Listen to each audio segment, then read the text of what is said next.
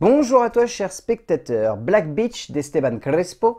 Je dois avouer que ça fait partie de ces films que j'ai découverts sur le tard parce que, comme chaque semaine, je regardais ce qui sortait en DVD et Blu-ray et je suis tombé sur ce long métrage dont j'ai surtout retenu l'acteur principal, Raúl Arevalo, qui est un acteur et réalisateur que j'aime beaucoup. Mais après, j'ai lu le pitch et je me suis vraiment dit, oh là, c'est une histoire très convenue. Est-ce qu'on n'a pas déjà vu ça 1000 fois? Et je dois avouer qu'à partir de ce moment-là, j'étais un peu sceptique et je me suis demandé dans quoi je mettais les pieds. Le résumé pour faire simple, Carlos est un cadre qui bosse comme consultant auprès d'une organisation pétrolière qui est étroitement liée à l'ONU où sa mère y préside une commission. Mais lorsqu'on va lui demander de se rendre en Afrique pour régler une affaire de prise d'otage, de vieux souvenirs vont ressurgir. Et au bout du compte, j'ai été totalement surpris. Je dois avouer que le long métrage est assez fascinant parce que même si il peut sonner comme assez simple et assez convenu dans sa manière de poser sa base dramatique, rapidement on se rend compte que c'est maîtrisé par un auteur qui a vraiment envie de pousser ce genre dans ses retranchements.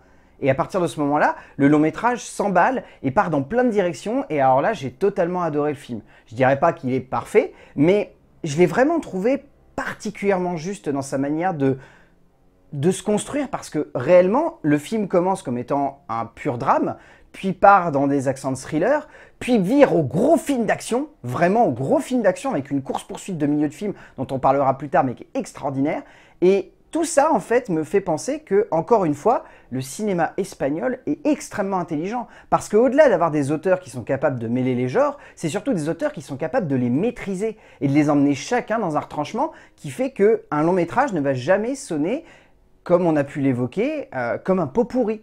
Ça va vraiment sonner comme un mélange très subtil où tout va être justement amené et où on va se laisser complètement embarquer par tout ça. Et c'est vraiment un truc que j'ai adoré sur Black Beach. Je trouve qu'au-delà de son pitch, le film arrive à être extrêmement intelligent, extrêmement prenant et particulièrement bien dosé dans chaque genre qu'il essaye d'amener. J'aime quand le cinéma espagnol cherche à exploiter une idée extrêmement politique, tout en apportant une réflexion profonde et une intense métaphore autour de l'avidité de l'homme, remise en question face à des convictions profondes qui vont le pousser à se poser des questions extrêmement personnelles. Esteban Crespo met ici en scène un métrage qui pourrait sonner comme un peu trop simple, comme un peu trop facile, notamment dans le développement de son personnage central. Mais heureusement, plus le script et la mise en scène évoluent, plus le récit qui se met en forme devant nous sonne comme un voyage énigmatique et captivant sur la remise en cause d'un homme face à une entreprise le dévorant. En termes d'écriture, donc le scénario est écrit par Esteban Crespo ainsi que David Moreno. Je trouve qu'en termes d'écriture, ce qui est intéressant, c'est qu'il y a de la politique qui est amenée au sein du récit, clairement. Il y a également beaucoup d'humains. Je trouve ça très intéressant justement de mêler les deux parce que c'est rare les films qui arrivent à justement doser politique et humain. La plupart du temps, on se perd, on se dit que le message politique est plus important et donc que l'être humain au milieu de tout ça, finalement, ce n'est qu'un dommage collatéral qui doit passer par là pour finalement évoluer et faire évoluer donc le message du film.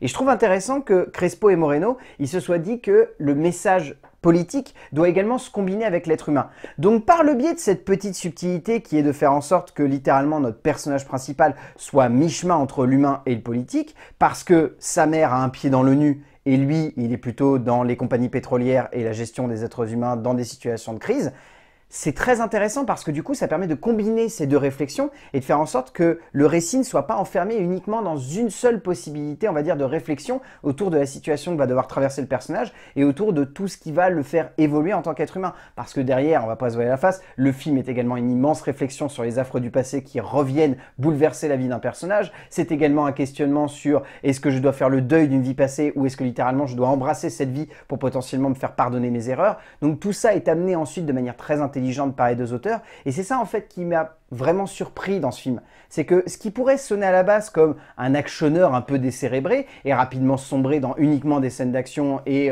une tension vaguement bien dosée tout du long de l'histoire, devient un vrai film qui fait réfléchir non seulement les personnages, mais également le spectateur. Crespo et Moreno développent un personnage principal qui a un parcours dramatique et narratif particulièrement juste, qui ne cesse d'évoluer au fur et à mesure que ce qui se passe autour de lui l'affecte de plus en plus, et se met à franchir une limite qu'il ne peut plus tolérer, touchant à un passé profond et encore vif.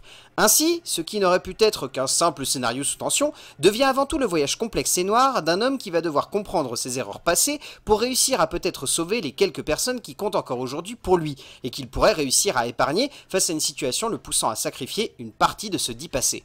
En termes de mise en scène, Esteban Crespo a vraiment réussi à construire un film qui, comme je l'évoquais au début, mélange assez subtilement différents genres. Bon, je dirais pas non plus que c'est totalement bien dosé, je trouve notamment que pour 1h55 de film, il y a des moments où clairement c'est un poil trop long et où on sent que le cinéaste, même s'il est passionné par ce qu'il met en scène, galère un petit peu à construire correctement tout ça, mais pour autant, je dois avouer que les trois genres, entre guillemets, qu'il choisit de mélanger au sein de cette œuvre, le dramatique, le thriller et le film d'action vraiment bourrin, c'est très subtilement dosé. La partie dramatique est très juste, elle est très sobre, on sent que le cinéaste il n'a pas envie d'en faire des caisses. La partie thriller permet, on va dire, d'avoir une tension qui se met en place, qui fait du coup ressortir ensuite les scènes d'action. Et notamment cette scène d'action de milieu de film qui va être littéralement une course-poursuite qui va durer pas loin de 20 minutes et qui est magnifiquement mise en scène, qui arrive à être à la fois bourrin mais également sous tension. Ça fout des frissons de dingue, que ce soit avec la musique, que ce soit avec le travail du cadre de Crespo.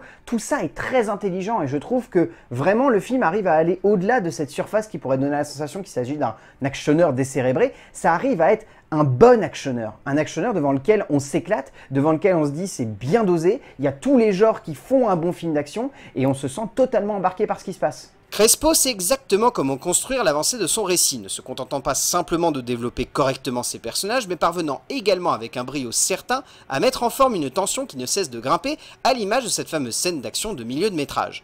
Rarement un film n'a aussi bien réussi à me surprendre au fil de son avancée, ne se développant pas uniquement comme un ensemble d'actions se déchaînant les unes après les autres, mais résonnant surtout comme la parfaite évolution d'une mise en scène, développant un personnage, le mettant en perspective avec son passé, avant de le plonger dans un chaos superbement mis en relief par un cadre maîtrisé. En termes de casting, je trouve celui-ci pas mal. Je dois avouer notamment qu'il y a quelques actrices secondaires qui m'ont vraiment totalement subjugué. Je dois avouer par exemple que Candela Peña est juste exceptionnelle dans le rôle de Alejandra. Elle arrive à amener tellement de subtilité, tellement de justesse à son personnage qu'on ne peut pas rester insensible à sa prestation. J'ai beaucoup aimé Melina Matthews dans le rôle de Suzanne qui a une très jolie interprétation de ce personnage qui est très en retrait mais quand elle revient à l'écran elle marque. Lydia Nene également dans le rôle de Lucia est exceptionnelle, je l'ai trouvée vraiment parfaite du début à la fin, elle m'a totalement scotché. Je dois avouer qu'à côté, j'ai également retenu Paulina Garcia dans le rôle d'Elena, la mère donc de notre personnage principal, qui est très bien elle aussi, beaucoup plus en retrait encore, mais très intelligemment amenée et je trouve que son interprétation est très subtile. Et bien évidemment, il y a cet acteur principal, comme je l'évoquais au début, qui avait retenu mon attention avant même que je voie le film. Et quand j'ai vu le film, je me suis dit qu'il était parfait. Raúl Arevalo est un acteur que j'adore, également un excellent réalisateur, mais ici il délivre une prestation assez folle, apportant beaucoup au long métrage par une présence charismatique et imposante. Au bout du compte, Black Beach est un film que j'ai trouvé bien plus intelligent que son pitch et son accroche ne pourraient le laisser penser. Vraiment, sur sa surface, on pourrait se dire que c'est un film qui aurait tendance à céder à beaucoup de facilité, à aller dans des retranchements où on saurait facilement que le long métrage va dans cette direction et que du coup ce personnage va faire ça et ça et ça. Mais du coup, le film arrive à aller facilement à l'encontre de ça, à mélanger très subtilement donc trois genres qui, d'habitude, lorsqu'ils sont mélangés, peuvent donner lieu à des choses pas très subtiles. Mais vraiment, je trouve qu'on est sur un film qui est très surprenant, très bien joué également.